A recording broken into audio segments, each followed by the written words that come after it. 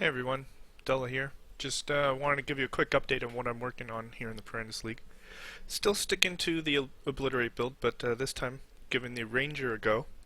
I've been tweaking and trying a lot of different builds and variations, and up until this point I really hadn't come across anything that I thought competed with the Elementalist.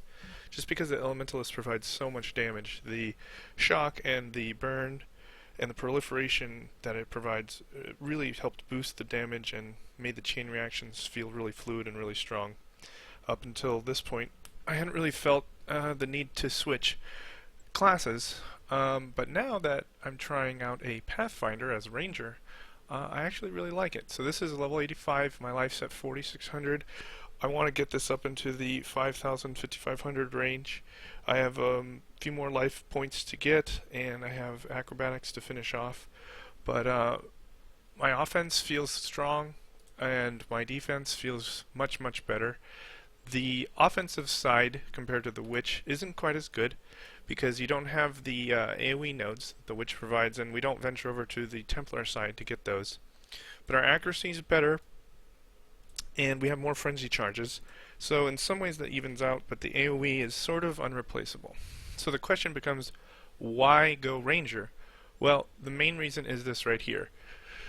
So as a Pathfinder, you're pretty much always popping your flasks, and they're always up. So essentially this lets your hits always poison. So that opens up a free link onto our Kinetic Blast, which is awesome, because if you're only running a 4 or 5 link, you get a free link. If you're running 6 link, it lets you run whatever you want as your 6th link.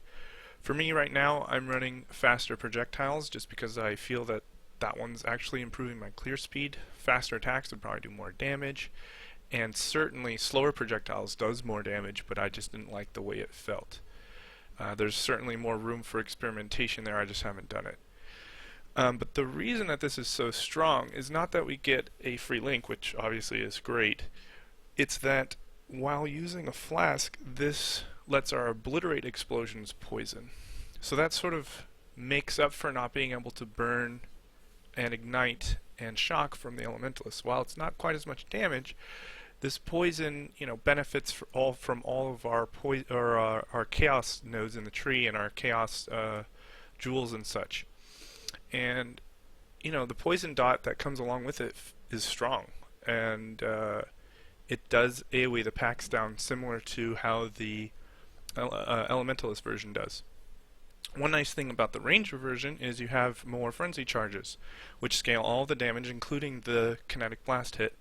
So my Kinetic Blast tooltip is higher with this build, which is nice for killing bosses and for getting the initial kill to start the chain.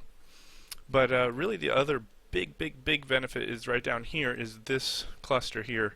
Spirit Void and Vitality Void are fantastic. So this leeches all of our damage from Kinetic Blasts, which is included in the Chaos damage. So basically it's like having Life Leech Gem, and then also it's like having Mana Leech Gem.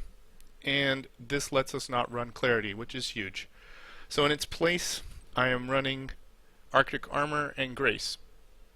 These two add a ton of defense, and Grace alone, which isn't even level, I think it's level 18 for me right now, provides a ton of evasion. Right now in town, I'm sitting at almost 12k, and then Pop the Flask, which is almost always up, we're at 35. With Frenzy Charges, that goes up to almost 40,000, so I have about 40,000 evasion. The other benefit is right here, this little guy, Stone Golem. I prefer him over the Chaos Golem, just because this life regen helps us sustain Blood Rage much more easily through negative map mods like Vulnerability and reduced regeneration, that type of thing. Anyways, I still have more things to get. I want to finish this off. I want to get more life.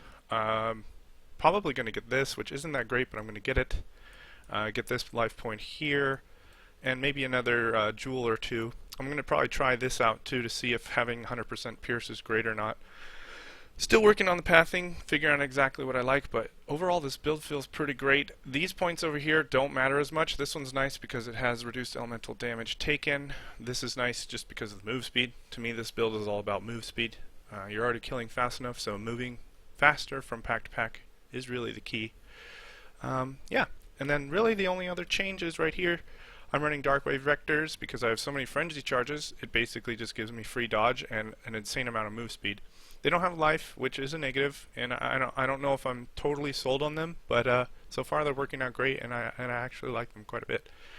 Anyways, that's the test build so far, and I'm liking it, so let's show you a map. I'm going to go with a tier 12 like in the other video. Similar map mods, you know, shouldn't be too rough.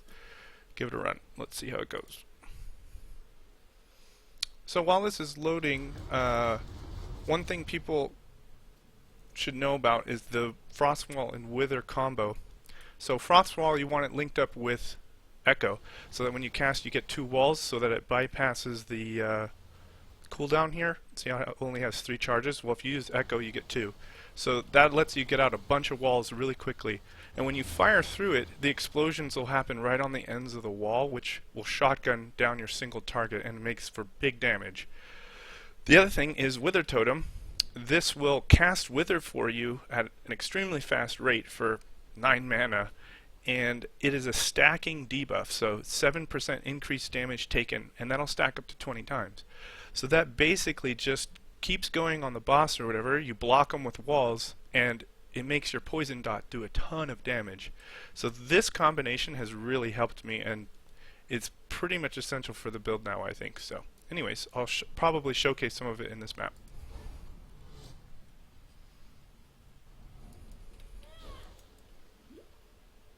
So it feels a little slower until you get your frenzy charges up, but if you see I'm already at 6. So boom, up to 9, and now we're really moving fast. The damage doesn't feel quite as good as the other version, but it's still potent. And certainly a lot more tanky. So here's a good example of what we'll do with the Wither Totem. So single target, you know, when you get it set up like that, things are not a problem at all. You also want to shoot at a wall like this so that the explosions hit on the wall instead of the target. That can really help as well if you don't have time to get your frost wall down. So here's a tanky guy. Watch the difference. It really does add up.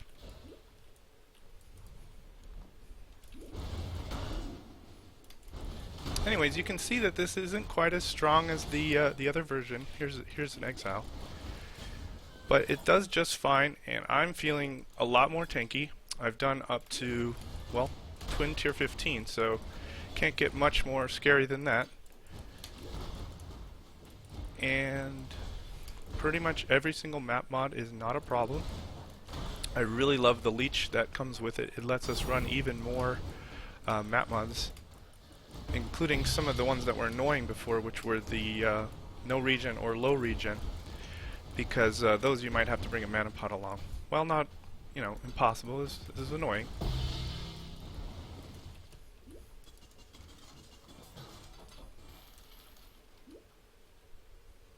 The one negative with the Darkwave Vectors is that your frenzy charges only have 50%, or they have a 50% reduced duration.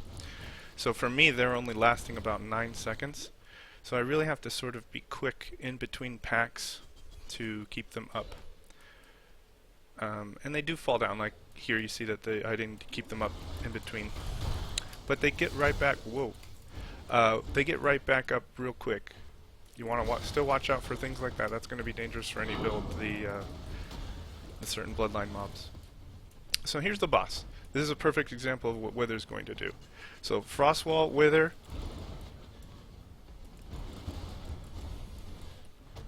And it'll really add up the poison damage.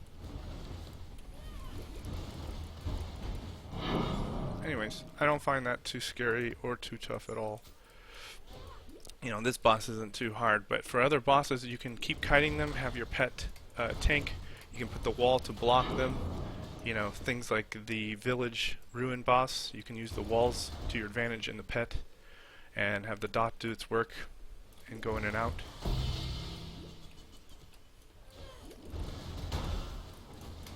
But yeah, with some optimization, some more levels, a little bit more brainstorming, this build has potential. It probably is a better option for hardcore players.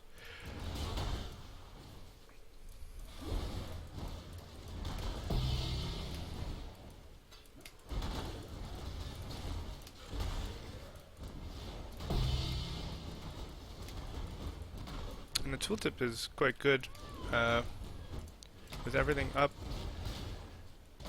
That's 11k, and then let's pop Ball Haste. 12k. And this is in a enfeeble map, so pretty good. I think I was up to about 19k without enfeeble. Ooh, have to pick that up. I think that's a reasonable price.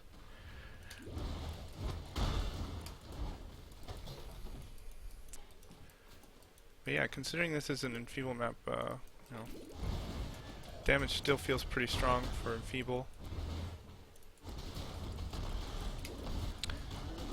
And you still get some of those chain reaction pops where the whole group goes down, which is really what makes this build fun and feel different. And having, you know, quick move speed like this helps defensively too. You get to avoid a lot of the negative stuff like you saw right here, all those stacks of the Frost Bearers.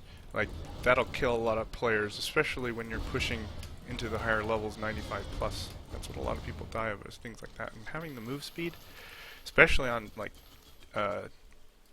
temporal chains maps and things like that, having that move speed is pretty invaluable. That's going to save your life.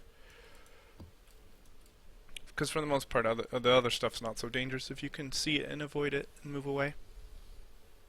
Anyways, how much do we have left here? 14. I'm going to consider that good enough. Let's do this box. Yellow City.